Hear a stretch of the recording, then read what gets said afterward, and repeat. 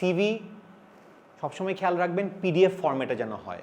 CV কখনো word CV জমা দিবেন না কোথাও। ওয়ার্ড সিভি দেখা মানেই হচ্ছে গিয়ে প্রথমে চিন্তা করে ফেলা হয় যে আসলে আপনি এনাফ প্রস্তুতি নিচ্ছেন না বা এটা এনাফ সিরিয়াসলি নিচ্ছেন না। আপনি কিন্তু অনেক সিরিয়াসলি নিছেন, আপনি কিন্তু এটার জন্য অনেক প্রস্তুতি নিছেন, কিন্তু ইন্টারভিউয়ের ওয়ার্ড ফরম্যাটে সিভি দেখেই মনে হচ্ছে গিয়ে যে ও এটা খালি একটা টাইপ করে প্রিন্টিংয়ের কম্পিউটার এখান থেকে টাইপ করে না পাঠিয়ে দিছে। সিভিটা পিডিএফে দেন। অ্যান্ড সিভির শুরুতে আমরা অনেক সময় অনেক ইনফরমেশন দিয়ে লাস্টে আসি হচ্ছে গিয়ে যেগুলো গুরুত্বপূর্ণ সেটাতে। প্রথমে কি দেই? সিভির অ্যাড্রেস, নাম, অ্যাড্রেস এগুলো দেই, তাই না?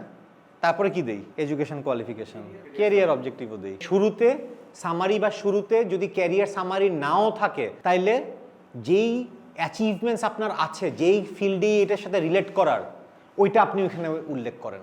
আপনি যখন কাউকে চান তখন কোন জিনিসটা আগে চোখে পড়ে? কি করছে, কি পারে, কি জানে।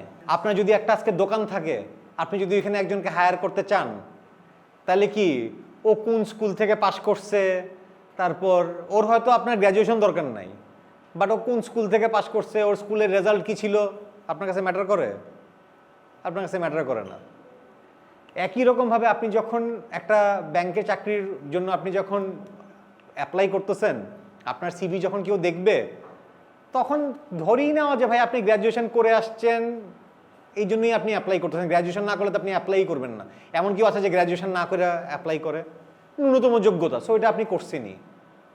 এদের মধ্যে ঠিক আছে 50% বা 60%-এর উপরে ফার্স্ট ডিভিশন আছে, 30% সেকেন্ড ডিভিশন আছে, আর এখন থার্ড ডিভিশন তো অ্যাপ্লাই করতে দেয় না, নতুন করে নেয় না এখন আর, বেশিরভাগ রোলের জন্যই। তো তাহলে কি? তাহলে ওইখানে থাকা দরকার হচ্ছে গিয়ে, প্রথমে থাকা দরকার হচ্ছে গিয়ে যে আপনার অর্জন বা ওই রোলের সাথে মিলে এমন কোনো অ্যাচিভমেন্ট, এমন কোনো কাজ, প্রজেক্ট হইতে পারে, আপনার দৈনন্দিন জীবনের হইতে পারে, অনেক কিছু থেকে এটা হইতে পারে।